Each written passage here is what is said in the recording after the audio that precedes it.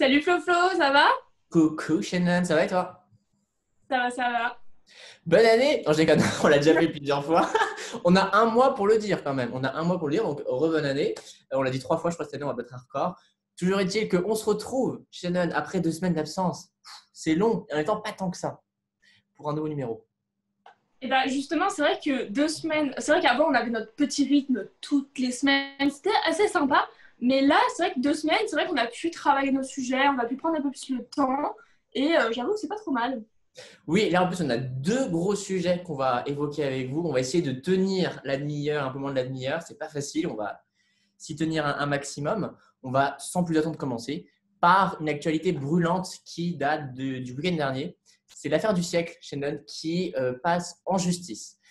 Donc, cette actualité, elle existe depuis 2, 3 ans maintenant. Elle se concrétise que maintenant. Je vais recontextualiser un peu ce que c'est et on va en discuter avec Shannon. Donc, l'idée de cette action en justice, c'est de reconnaître la défaillance de l'État dans la lutte contre le réchauffement climatique. Alors, pour ceux qui ne connaissent pas l'affaire du siècle, vous vivez dans une grotte, non je plaisante, mais l'affaire du siècle a fait beaucoup de bruit sur les réseaux sociaux.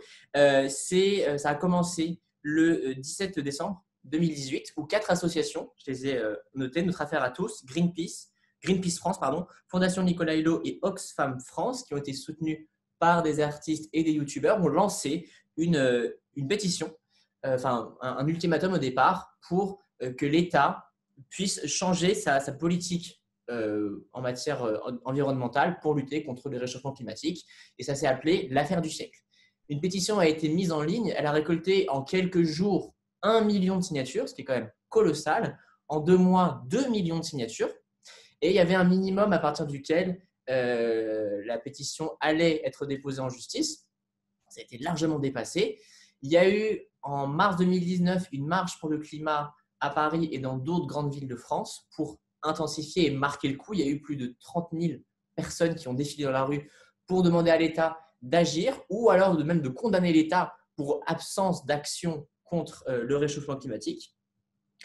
Et du coup, l'action ici s'est accélérée. Il y a eu l'action en justice, un recours qui a été déposé en octobre auprès du Conseil d'État, qui, dans une décision, a justement symboliquement condamné l'État pour cette inaction, ce qui est quand même historique, mais sans plus.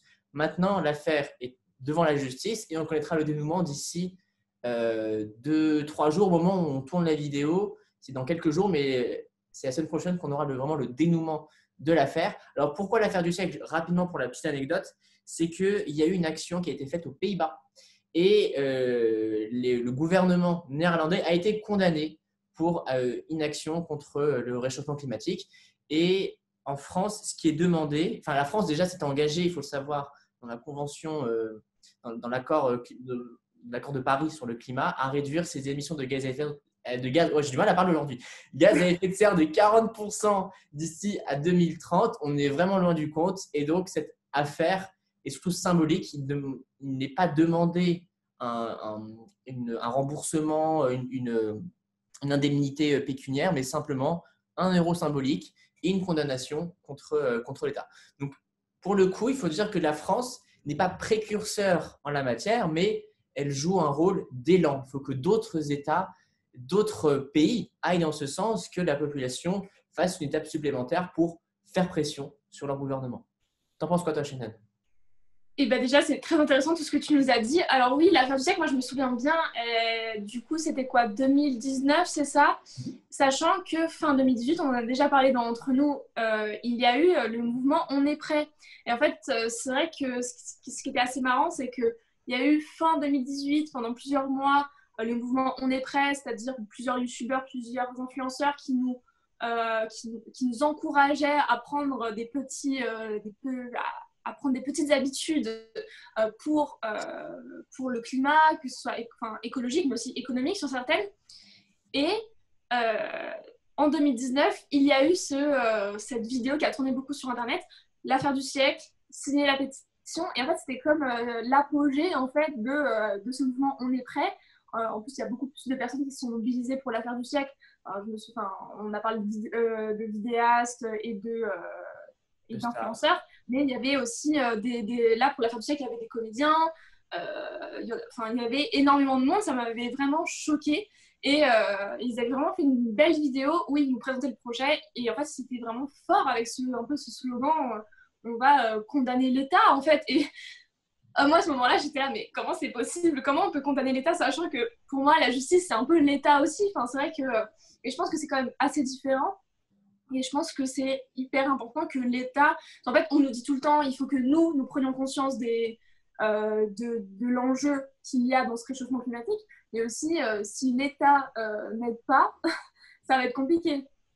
Ouais, en effet, il y a deux choses super intéressantes que tu as dites. La première, l'État doit en effet servir d'exemple. Si l'État n'agit pas n'agit pas dans le sens de la protection de l'environnement, comment nous, on peut être incité à le faire? Alors bien sûr, il ne faut pas tout attendre de l'État. L'État doit quand même représenter nos intérêts, de protéger par exemple l'environnement ici.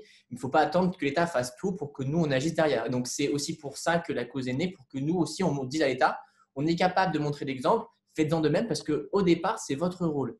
Et il y a un deuxième point que tu as dit, c'est la justice. Alors, la justice n'est pas vraiment l'État parce qu'il y a en effet le principe de séparation des pouvoirs. Et justement, c'est ça qui est très intéressant avec cette affaire, c'est que là, la justice va agir contre l'État alors que c'est qu'il y a un lien entre les deux, mais que le gouvernement, on va dire le gouvernement pour vraiment matérialiser l'État, n'influence pas la justice. Et c'est ça qui est fort, c'est que la justice agit contre son État. Et ça, c'est historique. C'est vraiment historique. Ouais, c'est vrai que c'est assez surprenant, comme tu dis, c'est historique. Et justement, ce que disait un article qu'on a lu tous les deux, c'est que la justice devient plus sévère avec l'État.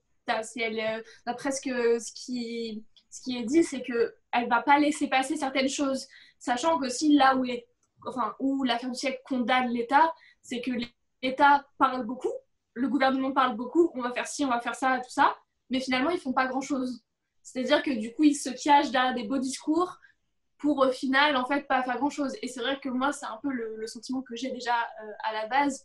C'est vrai que, mais pour certains autres sujets aussi, mais j'ai l'impression que voilà, il y a beaucoup de discours, beaucoup de oui, on va faire ça, oui, on va faire ça, mais bon, derrière, il y a pas ça ne suit pas forcément. Alors certes, c'est pas facile, en plus, on est en pleine crise sanitaire, donc ça n'est pas clairement, mais quand même, il y a certaines choses au bout d'un moment, le problème, c'est que, comme on a dit, voilà, je veux que l'État soit un exemple pour la population parce qu'il y aura toujours des personnes qui seront contre, ça c'est clair, ça reste un débat, ça reste des personnes qui ne sont pas forcément sensibilisées ou autres, mais si l'État donnait l'exemple, la population, je pense, elle aurait elle serait davantage enclinte à changer.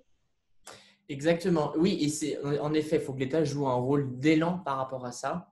Je me demande également si le contexte sanitaire ne pourrait pas servir à cette accélération dans le changement de politique. Pas passer dans une politique 100% climatique, de toute façon 100% écologique, du moins responsable de l'environnement, ce n'est pas le but, on n'y arrivera jamais et même matériellement, c'est impossible. Pour autant, sans affirmer quoi que ce soit, parce qu'on n'est pas des experts, et là encore, on ne va pas affirmer des choses qui sont peut-être pas vraies, mais la crise sanitaire peut être aussi une des conséquences du changement climatique. Moi, je pense très souvent au film, je ne me rappelle plus, je crois que c'est Contagion, je ne me rappelle plus lequel avec Marion Cotillard dedans, au début 2011, où il y a eu une pandémie mondiale qui fondamentalement repose sur le problème du changement climatique des espèces qui se retrouvent confrontées entre elles alors qu'elles ne l'avaient jamais, s'étaient jamais rencontrées avant. Et c'est par le mélange de ces espèces qu'est née une nouvelle bactérie. Et je me dis qu'avec ça, est-ce que ce n'est pas aussi une raison pour dire, OK, maintenant, il faut qu'on soit plus responsable, qu'on protège l'environnement? Si ça se trouve, ce qu'on est en train de vivre, c'est que le début et que d'autres épidémies seraient à venir du fait du dérèglement climatique. Je ne sais pas. Moi, c'est vrai que je pense assez comme toi. Je pense qu'on n'est pas les seuls à penser de cette manière. C'est vrai que moi, j'ai vraiment l'impression que c'est la Terre qui nous envoie un message en disant là, il faut que vous arrêtiez là, au bout d'un moment. Et c'est terrible à dire parce qu'il y a des personnes qui en meurent tous les jours de cette pandémie. C'est vraiment terrible. Mais en même temps, c'est un peu ce côté on est surpeuplé. La Terre, elle est trop pleine, elle en peut plus, et nos modes de vie sont beaucoup trop, pas assez compatibles en fait avec la longévité de cette terre en fait. Et le problème, c'est que là, la terre, je pense qu'elle est là, bon, bah, faut que je fasse du tri, un tri qui est un peu aléatoire de cette manière. C'est vraiment terrible. Mais j'ai l'impression que moi, je le vois assez comme ça. Et le problème, c'est que je ne suis pas sûre que les gens vont prendre conscience de ça. Enfin, je ne pense pas. Rien que j'ai un exemple. Beaucoup, et moi, la première, c'est vraiment terrible parce que moi, j'ai vraiment essayé de privilégier les masques en tissu parce que c'est réutilisable, parce que je ne sais pas les jeter. Mais le problème, c'est que sur certains points, je suis amenée à beaucoup plus utiliser des masques jetables parce que j'étouffe moins, parce que, et pourtant, parce que je dois quand même les porter assez longtemps dans la journée.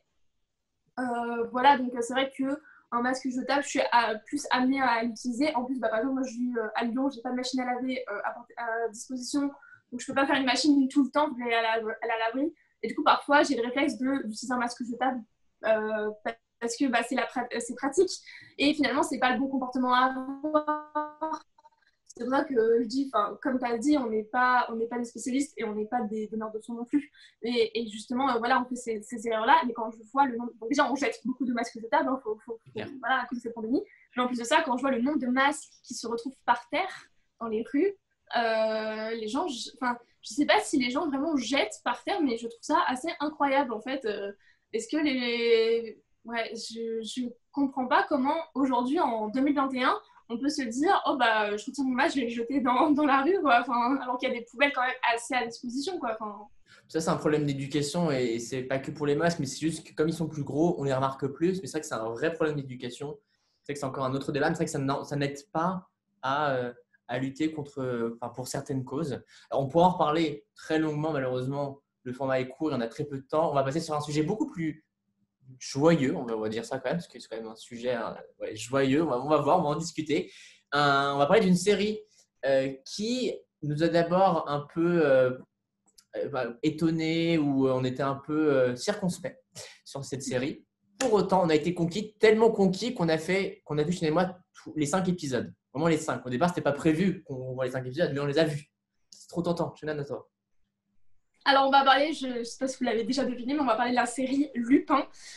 Série à succès ces dernières semaines, je vais dire. C'est une série de Netflix. Donc oui, elle est du coup assez intéressante. Pourquoi? Parce que c'est une série française avec dans le rôle principal Omar Sy et qui s'inspire très librement, on va dire, de Arsène Lupin, ce fameux personnage littéraire de Maurice Leblanc, je crois, si je ne dis pas de bêtises. Et c'est une série qui est très moderne. Alors, c'est vrai que j'ai fait ce comparatif, mais ce n'est pas vraiment la même chose. Il y a la série qui est sur le site, mais c'était une série de la BBC, j'en avais déjà parlé sur Instant Défense pour une recommandation culturelle. C'est la série Sherlock. C'est vraiment une série où les personnages de l'histoire de Sherlock Holmes sont tous transvasés dans le XXIe siècle. C'était super intéressant, moi j'avais adoré cette série. Donc là, c'est un petit peu dans ce même genre, mais ça reste quand même très différent. Pourquoi? Parce que le personnage principal, il ne s'appelle pas Arsène Lupin, mais il se prend pour Arsène Lupin et c'est assez jouissif, j'ai envie de dire, comment il arrive à être ce fameux gentleman cambrioleur. En effet, c'est un peu le sous-titre d'Arsène Lupin. Et donc, Lupin, donc la série Lupin Netflix, donc se passe en ce moment, donc en 2020-2021. Et ça suit les aventures de Hassan Diop, qui est incarné par Omar Sy, et qui a été bouleversé il y a 25 ans par la mort de son père en prison pour un crime qu'il n'a pas commis. Et finalement, Hassan va tout faire pour essayer de chercher des réponses et il va le faire à la manière de Arsène Lupin. Donc c'est vraiment très intéressant. Il y a 5 épisodes dans la première saison. Donc là, nous, on a fini la saison entre hier et aujourd'hui. Et c'était incroyable. Donc ça finit vraiment sur un suspense incroyable. On a hâte de voir la saison 2. Et franchement, ouais, c'était vraiment intéressant. C'est une série de George Kay, je ne sais pas si vous connaissez. Donc voilà, elle est considérée française, mais aussi américaine. Et voilà, elle est sortie directement sur Netflix il y a quelques semaines de ça. Exactement, elle a rencontré un énorme succès, plus qu'attendu. J'ai quelques petits chiffres pour toi, Shannon. Donc déjà, comme tu l'as dit, il y a eu 5 épisodes à peu près de 43 minutes. On ne les voit pas passer, mais du tout. Il y a un épisode que j'ai regardé, je pensais qu'il avait duré genre 10 minutes, tellement on est pris dans l'histoire. Alors, c'est sorti tout début janvier et le succès a été retentissant en plus d'une semaine. Alors, je n'ai pas trouvé de chiffre d'audience sur une semaine. Pour autant, plusieurs articles avancent que d'ici le 28 janvier ou le 5 février, plus de 70 millions de foyers l'auront vu, ce qui est énorme. Ça va sûrement dépasser La Casa de Papel, qui est le succès numéro 1 de Netflix, qui a déjà dépassé Bridgerton. Je m'en rappelle. Bridgerton, oui. Oui, c'est ça. La chronique de Bridgerton. Voilà, je n'avais plus le début, donc qui est en train de la dépasser. Cette série est rentrée dans le top 10 US, qui n'est jamais arrivé depuis la création de Netflix. Donc déjà, il y a de quoi être fier. Et la série s'est classée numéro 1 dans des pays comme le Brésil, le Vietnam, l'Argentine ou même l'Espagne. Ça aussi, c'est assez fou. Et il y a eu des retentissements. Il y a eu un retentissement du côté du livre de Maurice Leblanc. Il y a eu une réédition du livre, tellement il a été demandé. Plus de 60 000 exemplaires ont été réimprimés par Hachette. Et je pense qu'une nouvelle réédition aura lieu parce que personnellement, je l'achèterai.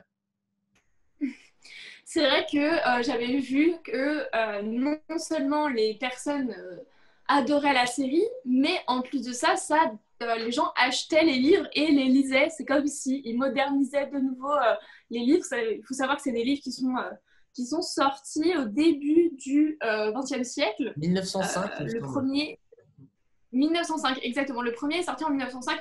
Alors bon, c'est toute une série de nouvelles, de romans. Il y a eu aussi des pièces de théâtre et d'autres séries et des films. C'est vraiment un personnage assez mythique. Et là, finalement, cette série, je pense que ce que les gens aiment beaucoup, c'est que déjà, elle est très moderne. Et en plus de ça, elle sort du lot. Parce que ce n'est pas seulement Arsène Lupin, c'est un homme qui, en grandissant, a adoré lire les livres sur Arsène Lupin et qui a adoré et qui a voulu en fait s'emparer de ce personnage et le devenir d'une certaine manière. C'est vraiment assez incroyable. Alors, du coup, c'est une série, chaque épisode. Alors, moi, je retiens quelque chose que Florent, tu m'as dit. C'est-à-dire que Florent a commencé la série avant moi parce que moi, niveau série, je ne suis pas du genre à tout enchaîner d'un coup. Et j'avoue que là, Lupin, bon, tout le monde en parle, je suis un peu tout le temps décalée moi aussi. Donc, c'est vrai que quand tout le monde parle d'une série, je suis bon, je la regarderai plus tard. Enfin, voilà. Et tu l'as regardé avant, enfin, tu as regardé le premier épisode avant moi et tu m'as dit les 40 premières minutes, tu comprends pas trop ce qui se passe. Et à la 40e minute, tu comprends tout. Et en fait, c'est exactement ça parce que moi, du coup, je l'ai regardé et je ziotais le timing et d'un coup, 40 minutes, et je te vois, ah oui, on comprend tout. Ah oui, j'ai pas inventé le chiffre, hein, il était vrai. Bah oui, mais tu vois, j'étais vraiment étonnée que tu me dises la 40e minute. C'était vraiment hyper précis. Mais c'est vrai que toute la série se base vraiment sur du suspense. Alors, il y a de l'action, forcément. Mais c'est incroyable, en fait, le génie qui découle d'Arsène Lupin, mais du coup, le génie d'Hassan, qui est assez incroyable, en fait. Enfin, je sais pas ce que tu en penses. Disons que dans tous les épisodes, j'ai été bluffé de la façon dont il se sortait d'histoires improbables. On va pas spoiler parce qu'il se passe beaucoup de choses dans 5 épisodes, mais dans le premier épisode, tout part, et ça, on peut le dire, je pense, parce que c'est un peu le point de départ, du vol d'un bijou qui vaut énormément, qui a une valeur énorme. Rien que le vol en lui-même a été orchestré avec brio. Tout a été pensé à la minute, à la seconde. Rien n'est laissé au hasard. Et ça, c'est assez incroyable de se dire que finalement, même dans les situations les plus extrêmes, il arrive à s'en sortir. Il y a des moments où on se dit, c'est pas possible. Comment il fait ? Et à un moment dans la série, on a l'impression qu'il est un peu dans la merde, on va pas se cacher. Mais en fait, non, il arrive toujours à trouver un truc pour y arriver. Et en fait, ce qui est fou, c'est pas de savoir s'il va s'en sortir, mais de savoir comment il va s'en sortir. Parce qu'on doute bien qu'il va s'en sortir. Quand on connaît rapidement l'histoire d'Arsène Lupin, dans le livre, il s'en sort toujours. Donc on dit maintenant comment il va s'en sortir dans chacune de ces situations. Et là, ça prend plus ou moins de temps, mais finalement, on a envie de savoir. Et ça, c'est assez prenant. Je trouve que c'est assez prenant. Et ce qui est aussi assez intéressant, c'est que chaque épisode sont pas forcément indépendants les uns des autres, mais il y a vraiment une aventure propre. Et apparemment, alors moi j'ai pas lu les livres d'Arsène Lupin, mais apparemment, chaque aventure est tirée vraiment des livres.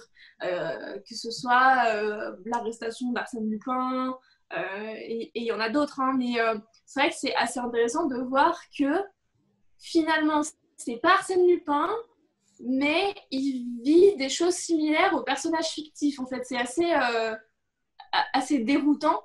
C'est vrai qu'on est un peu entre ce côté est-ce que c'est Arsène Lupin, pas Arsène Lupin. La limite entre les deux est très confondue.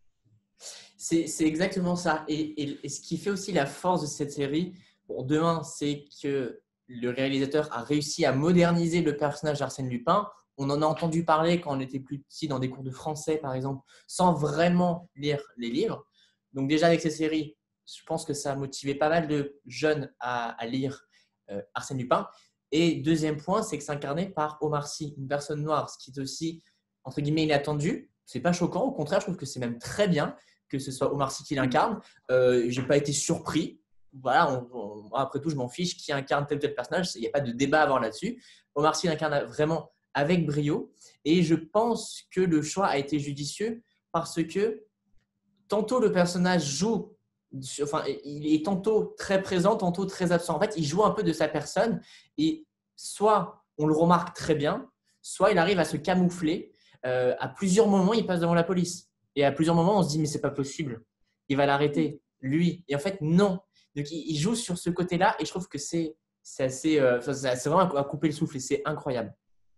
Oui, puis je pense qu'Omar Sy, en fait, il a quand même un pied sur les États-Unis. Il a quand même joué dans plusieurs films américains. Et finalement, je pense que ça participe aussi au succès parce que les Américains ne sont pas forcément indifférents à cet acteur. Ils savent quand même un petit peu qui c'est. Il a quand même, par exemple, joué dans un X-Men. C'est quand même une grosse franchise. Donc ça, je pense que ça a pas mal joué aussi. Et alors moi, c'est vrai que là où ça m'a encore une fois dégoûté, c'est qu'il y a des personnes qui ont osé dire sur les réseaux sociaux que ah là là, c'est pas possible, Arsène Lupin, normalement, il doit être blanc, c'est pas, enfin, ça peut pas être. Le même scandale qu'il y a eu avec le choix d'actrice pour le futur live action de La Petite Sirène de Disney, parce que l'actrice sera une personne de couleur, et du coup, là, ça avait complètement, ça avait fait un gros scandale. Et là, c'est exactement le même scandale que, soi-disant, Arsène Lupin doit obligatoirement être blanc, comme la sirène doit être blanche. Non, pas forcément. Et finalement, aussi, ce que les gens ont beaucoup oublié, c'est que certes, la série s'appelle Lupin, mais en fait, elle s'appelle Lupin dans l'ombre d'Arsène. C'est-à-dire que c'est ce que je répète, ce qu'on a répété depuis le début, c'est que ce n'est pas Arsène Lupin, c'est quelqu'un qui s'inspire du personnage, comme si, je sais pas, comme si nous on s'inspirait, je sais pas, du personnage. Par exemple, je reprends l'exemple de Sherlock Holmes, comme si d'un coup on voulait devenir Sherlock Holmes, mais on reste nous-mêmes quand même. Et ça, c'est vraiment hyper intéressant. Après, il y a quelque chose qui m'a fait beaucoup rire dans cette série, et je m'y attendais pas du tout, c'est qu'il y a quand même deux acteurs qui jouent dans la série. Donc il y a Adama Nyan et Arthur Choisnet. Je sais pas du tout si ça se dit Choisnet ou Choisnet, mais ces deux acteurs, vous les aurez sûrement vus dans la série Sam qui passe sur TF1. Et ces deux acteurs-là jouent dans Lupin. Et ça m'a fait beaucoup rire parce qu'en plus, en ce moment, il y a la 5e saison de Sam qui passe. On va sûrement en parler prochainement entre nous. On va en parler, c'est sûr. Dans le prochain, on en parle. Voilà. Dans le prochain, on en parle exactement. Mais du coup, vu que moi, en ce moment, je suis la série et du coup, je les vois régulièrement. Et là, du coup, je les ai vus dans Lupin et j'étais mais... Et surtout qu'ils n'ont pas du tout le même genre de rôle. Non, mais c'est vrai que c'est que dans Sam, c'est vraiment une série comédie, comique. Et donc, ils ont des rôles assez légers. Et là, finalement, ils ont plus des rôles un peu plus dramatiques. Mais comme Omar Sy, justement, Omar Sy qui est très connu pour la comédie. Mais là, c'est vraiment intéressant de le voir et de les voir dans une série beaucoup plus dramatique. C'est vrai que j'ai été quand même vachement bluffée par le jeu d'acteur d'Omar Sy, qui est, comme tu l'as dit, il arrive à se confondre dans plein de personnages. Mais en plus de ça, il n'est pas forcément dans la comédie. Il n'est pas à susciter à susciter les rires. Et là, je trouve que c'est vraiment rafraîchissant. Exactement. Alors aussi, donc tu parlais du fait qu'il y avait deux acteurs de la série Sam qui apparaissent dans la série. Il y a également un chroniqueur de quotidien, il me semble que j'adore, Asdin Ahmed Chaouch, qui incarne le rôle d'un journaliste. Donc là, il incarne son rôle également comme dans le quotidien, donc rien de surprenant, mais j'avoue que le parallèle avec ça était assez fou. Par contre, alors, il y a un truc aussi rapidement que j'aimerais dire qui m'a un peu étonné, et sur ça, je suis un peu mitigé sur la série. Enfin, cette appréciation, c'est la façon dont l'un des policiers, parce qu'il y a quand même une enquête qui est faite sur le vol de bijoux, la façon dont l'un des policiers introduit le parallèle avec Arsène Lupin. Je trouve que c'est trop brutal. Il pense tout de suite à ça, comme si c'était une évidence. Peut-être que il aurait peut-être fallu l'introduire un peu plus par la suite. L'idée il se déguise pour incarner des personnages différents, d'accord, mais c'est pas évident tout de suite. Enfin, après, je suis pas policier, donc je peux pas dire, mais j'avoue que c'était un peu brutal. Je m'attendais pas à ce qu'il y ait tout de suite ce parallèle avec Lupin. Je sais pas ce que tu en penses. C'est vrai que je comprends assez ton étonnement, mais en même temps, il faut se dire que ce personnage, ce policier, il est aussi très fan d'Arsène Lupin. Et finalement, je pense qu'il a peut-être pu voir rapidement le parallèle, rien que, en fait, finalement, le vol de bijoux, apparemment, c'est vraiment tiré d'une histoire d'Arsène Lupin. Alors, du coup, un peu ce bijou, je précise un peu, c'est le collier de la reine, de la reine Marie-Antoinette.